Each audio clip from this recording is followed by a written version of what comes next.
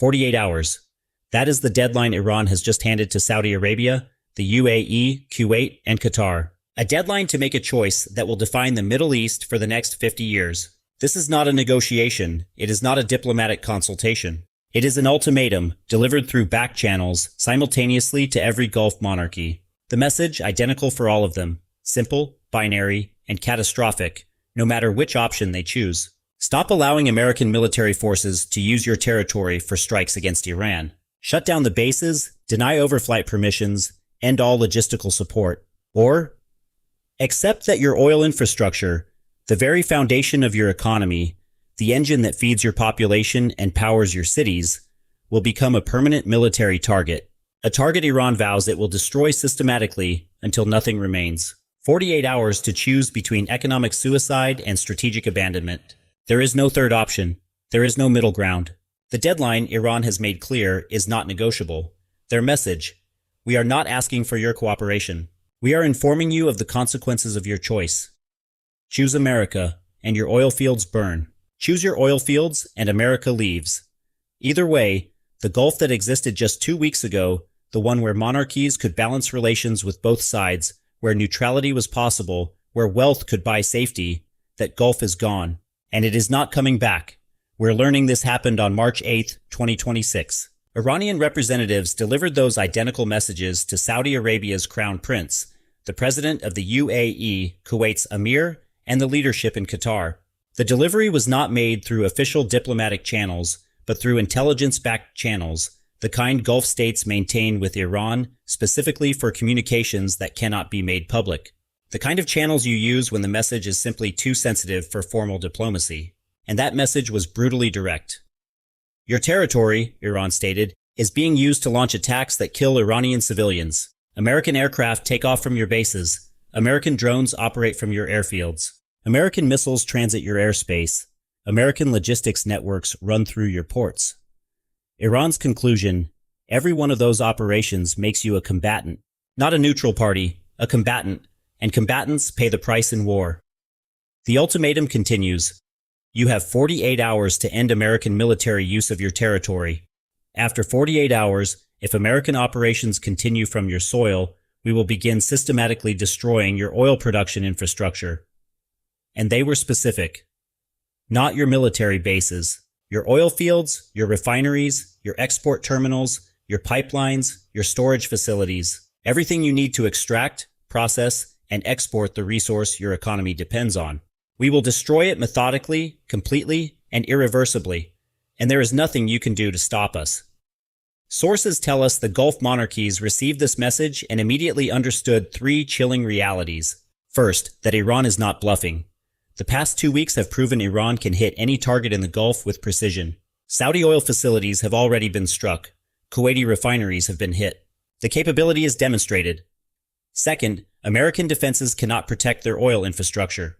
There are simply too many targets, too spread out, too vulnerable. One Saudi oil field, Ghawar, has over 800 individual wellheads dispersed across 280 kilometers. You cannot put a Patriot battery on every wellhead. You cannot intercept every missile when 50 are launched simultaneously at 50 different targets. The math, they realize, simply doesn't work. And third, the 48-hour deadline is real. Iran is not starting a negotiation, Iran is ending one. The decision point is here, and it is now. And they understand that delaying is, itself, a choice Iran will interpret as siding with America. Let's walk through what each option actually means, because this isn't a diplomatic puzzle where clever negotiation can find a middle path. This is a binary trap where both doors lead to disaster. Option 1, choose America. Tell Iran that the Gulf states will not bow to ultimatums. That American alliance commitments matter. That sovereignty means hosting whatever forces you choose. The American bases stay. American operations continue. Iran then follows through on its threat. Iranian missiles begin hitting Saudi oil fields. Aramco facilities that produce 10 million barrels per day start going offline. Not all at once, but systematically. 1 field per day, 1 refinery per week. A sustained campaign designed to reduce Saudi oil production from 10 million barrels per day to 5 million, then to 2 million, then to functionally 0 over the course of just 3 months. What does that do to Saudi Arabia? Oil revenue is 87% of the Saudi government's income. When oil production drops by 50%, government revenue drops by 50%. Saudi Arabia cannot pay public sector salaries, cannot subsidize food and fuel for its population, cannot fund the social programs that keep a 60% youth unemployment rate from boiling over into revolt.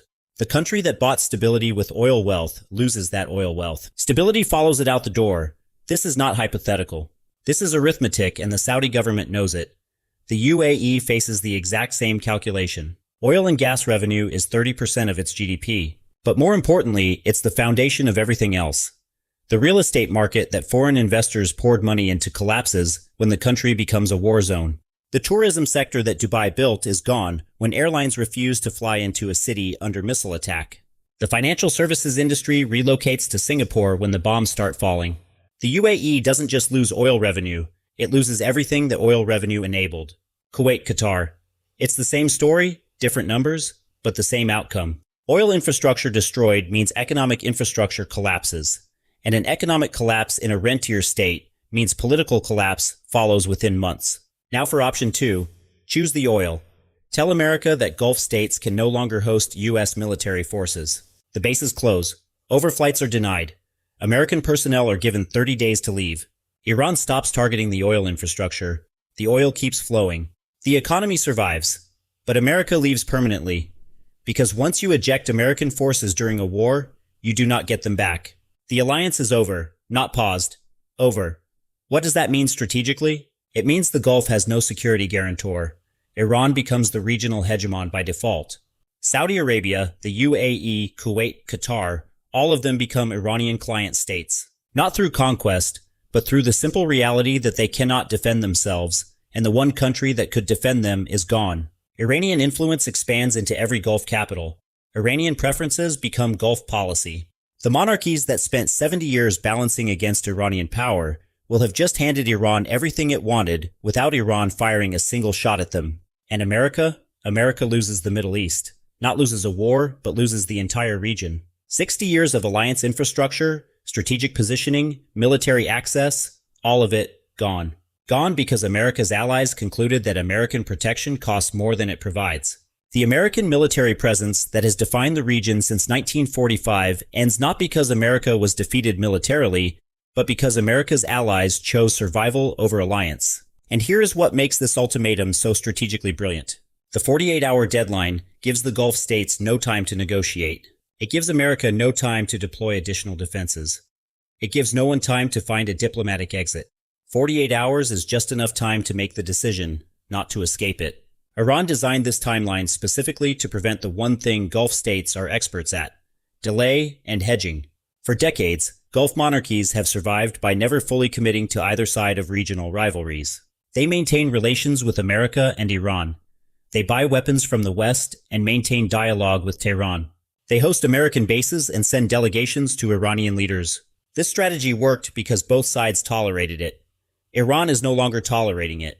The ultimatum forces a choice that cannot be delayed, cannot be hedged, cannot be managed through the usual diplomatic ambiguity. And those 48 hours create a countdown that puts pressure on everyone, simultaneously. Saudi Arabia cannot wait to see what the UAE decides, because the deadline is the same for everyone. The UAE cannot coordinate with Kuwait, because there is no time for multilateral strategy sessions. Each country has to make its own calculation in isolation, under extreme time pressure, and with incomplete information. This is not diplomacy, this is coercion, optimized for maximum effectiveness. The deadline also prevents American intervention from changing the equation. 48 hours is not enough time for the United States to deploy new defensive systems, negotiate new security guarantees, or restructure its regional military posture. American officials can make promises, but they cannot deliver capability that changes the fundamental vulnerability of Gulf oil infrastructure in 48 hours. Iran made sure of that. Let's talk about why American defenses cannot protect Gulf oil infrastructure. Because this is not a question of American commitment or willingness. This is a question of physics, geometry, and target density. Take Saudi Arabia's oil infrastructure. The Ghawar oil field, the largest in the world, is 280 kilometers long. It has over 800 individual wellheads. The processing facilities at Abqaiq, the most important oil facility on Earth, process 7 million barrels per day. The Ras Tanura export terminal loads 6 million barrels per day onto tankers. The Sheba field, the Safaniya field, the Manifa field, Each one covers hundreds of square kilometers with dozens of critical points of failure. You cannot defend that with missile interceptors. A Patriot battery covers a radius of approximately 20 kilometers. To provide overlapping coverage over just the Gawar field would require 15 to 20 Patriot batteries. Saudi Arabia has 8 batteries in total. The United States has 10 batteries in the entire region. The math does not work, and even if it did, each battery has 60 interceptors.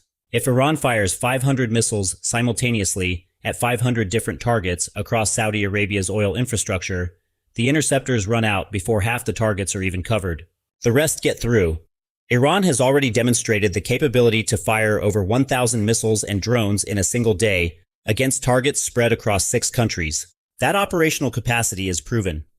Saudi Arabia's oil infrastructure is more concentrated geographically than the targets Iran hit last week, and it's far more vulnerable because oil facilities are not hardened against missile strikes. An oil processing plant is not a military bunker. It is a collection of pipes, tanks, and control systems designed for industrial efficiency, not combat survivability. One missile hit on the right junction point can take an entire facility offline for months. The UAE faces the same problem. Smaller geography, same vulnerability. Abu Dhabi's oil facilities, Dubai's port infrastructure, the natural gas processing plants that keep the power grid running, all are soft targets that cannot be defended comprehensively against saturation attacks. And so, behind closed doors tonight in Riyadh, in Abu Dhabi, in Kuwait City, and in Doha, the same conversation is happening. The one that cannot be recorded, cannot be leaked, and will never be acknowledged publicly. The conversation where Gulf monarchs are asking their military chiefs and intelligence directors one simple question: can we survive if we choose America? The answer coming back, we are told, is no. Not maybe with additional support. Not if circumstances change. A flat no. We cannot defend our oil infrastructure against sustained Iranian missile campaigns. American defenses are already depleted. American interceptors are running low. American early warning systems have been degraded. And even at full capacity, the defensive systems available cannot protect the number of targets Iran can threaten. Then comes the second question. Can we survive if we choose Iran and lose America? The answer is different but equally bleak. Economically, yes.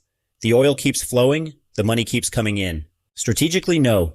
We become Iranian dependencies. Our foreign policy becomes Tehran's foreign policy. Our security becomes dependent on Iranian goodwill. We survive, but we are no longer sovereign in any meaningful sense. And then the third question, the one nobody wants to ask, but everyone is thinking: what happens if we choose America and America loses? Then we face the worst of both outcomes. Our oil infrastructure is destroyed, our economy collapses, and America, having lost the broader war, withdraws anyway. We made the loyal choice and got nothing for it except ruin. That is the question keeping every Gulf monarch awake right now. Because the last 2 weeks have shown something nobody wanted to see. America might not win this. American defenses have been degraded. American forces have taken casualties. American carrier groups have repositioned farther from the threat. These are not the actions of a military that is dominating the conflict. And if America is not dominating now, 2 weeks in, what does the situation look like 2 months from now? Traditional diplomacy requires time, intermediaries, and space for face-saving compromises. Iran has eliminated all three with this 48-hour ultimatum. There is no time for the kind of back-channel negotiations that usually diffuse these situations. There are no intermediaries with credibility to both sides who can broker a middle ground. And there is no face-saving compromise available because Iran's demand is binary: American forces leave or the oil burns. Gulf states cannot publicly announce they are complying with an Iranian ultimatum. That would be a political humiliation that undermines their very legitimacy. But they also cannot publicly announce they are defying the ultimatum, because that would be an admission that war is coming, a move that would trigger capital flight, population panic, and economic collapse before the first missile even launches. So what actually happens in 48 hours? The likely outcome is that Gulf states will give private assurances to Iran that American offensive operations from their territory will be quietly restricted, while publicly maintaining that they make their own sovereign decisions. Iran will likely accept this private compliance, while publicly claiming a victory that the Gulf states bent to Iranian pressure. America will likely accept the new restrictions, while publicly maintaining that its Gulf partnerships remain strong. And everyone will pretend the humiliation didn't happen. But the result is the same. American military capability in the Gulf will have just been severely restricted, not through a battlefield defeat, but through coercive diplomacy that exploited the fundamental vulnerability Gulf states cannot solve. Their wealth comes from infrastructure they cannot defend. 48 hours, 2 days, the time it takes to process a routine bureaucratic decision. Not enough time to restructure 70 years of alliance relationships, deploy new defensive systems, or find diplomatic exits that simply don't exist. Right now, Gulf monarchies are making calculations that will define whether America remains a Middle Eastern power or becomes a historical footnote in the region. The ultimatum is elegant in its cruelty. Choose the ally that cannot protect you, or choose the adversary that can destroy you. Both choices are defeats. One is immediate economic collapse. The other is a slow, strategic irrelevance. There is no third option. There is no more time. And the 48 hours are already ticking away.